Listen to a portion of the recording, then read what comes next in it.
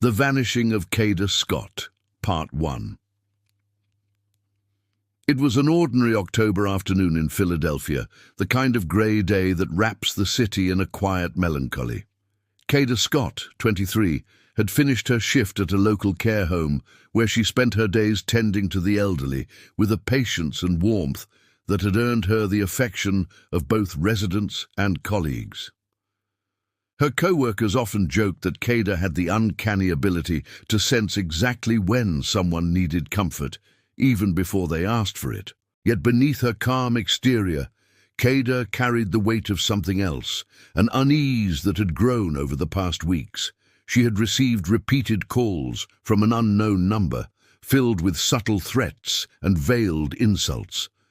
Kada hadn't confided much about these calls, dismissing them as a mere nuisance, but the tension they brought lingered with her, haunting her phone's silent screen. On the afternoon of October 4th, Kada left the care home around 5:30 p.m., stepping into the cool autumn air.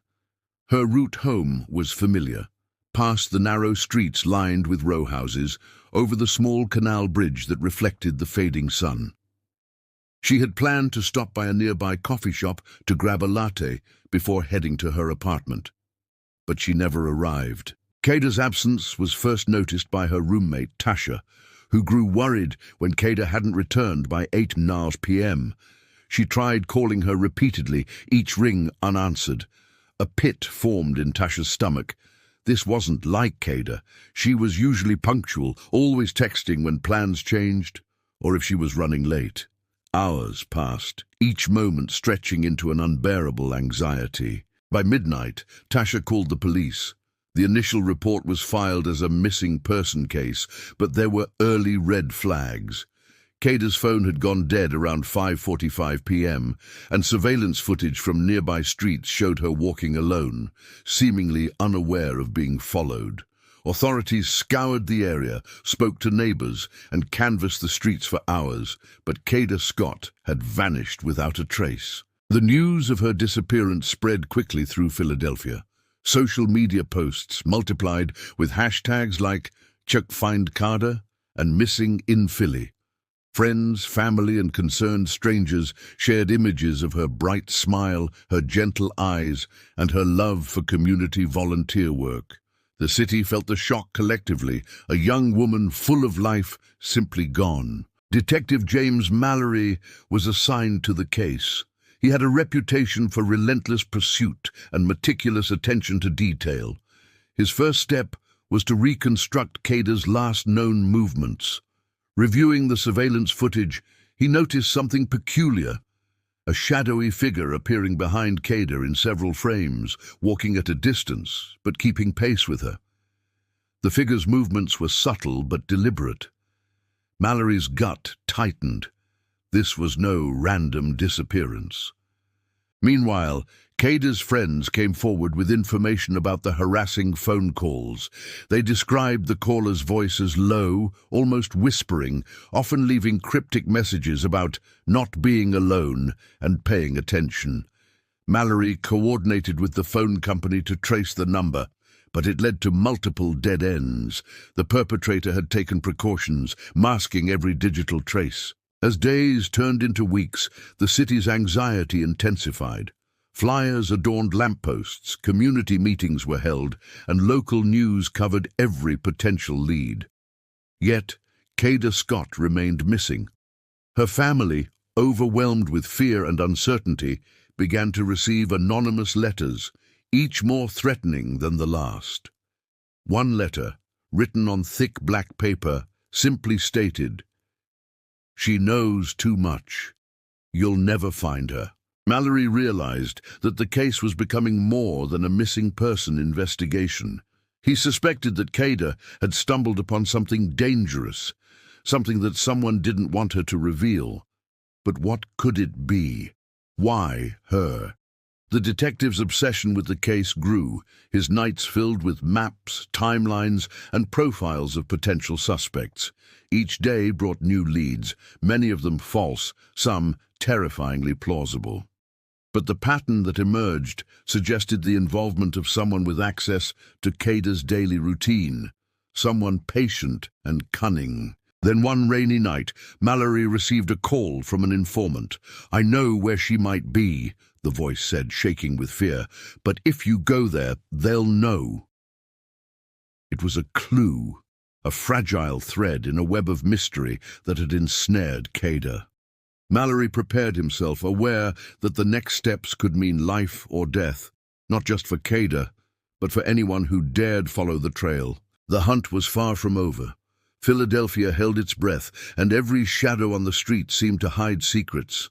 And somewhere, perhaps nearby, Kada Scott was still alive, fighting against forces that were determined to erase her existence from the world. Perfeito. Vamos continuar com a parte 2 da narrativa do desaparecimento de Kada Scott, mantendo o suspense, aprofundando a investigação e mostrando os desafios de Detective Mallory. Matters. The Vanishing of Kada Scott, Part 2. The following morning, Philadelphia awoke to a drizzle that blurred the outlines of its streets. Detective James Mallory, however, was already in motion, his mind racing faster than the traffic lights could change.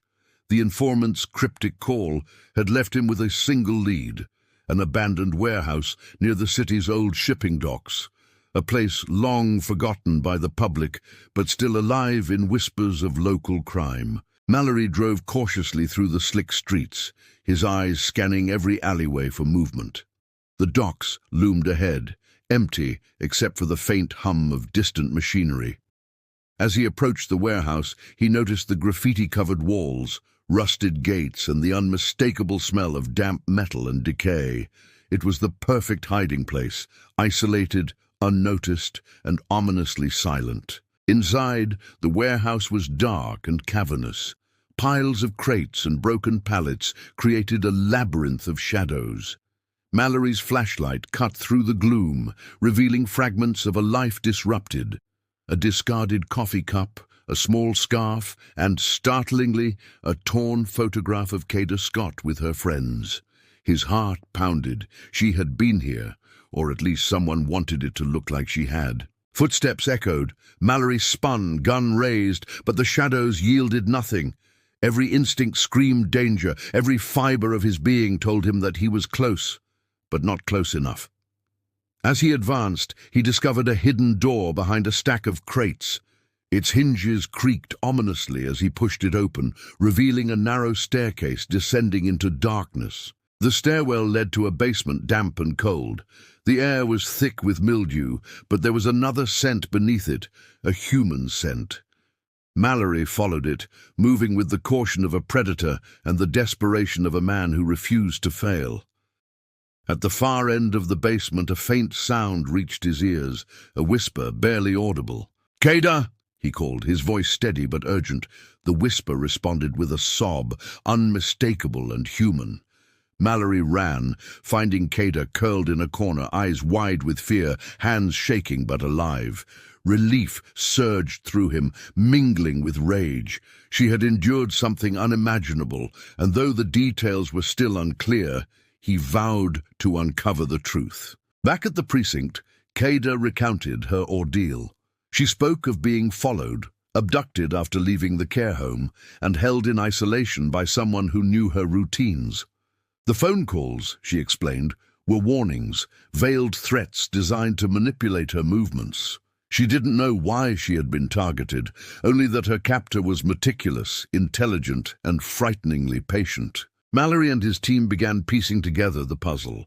The investigation revealed a network of individuals involved in local organized crime, using young people's routines and vulnerabilities for intimidation and leverage.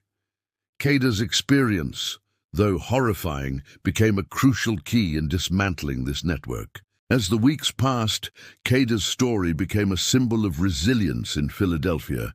The city, shaken by the incident, rallied around her. Media coverage highlighted not just the danger she faced, but her courage and composure under unimaginable stress.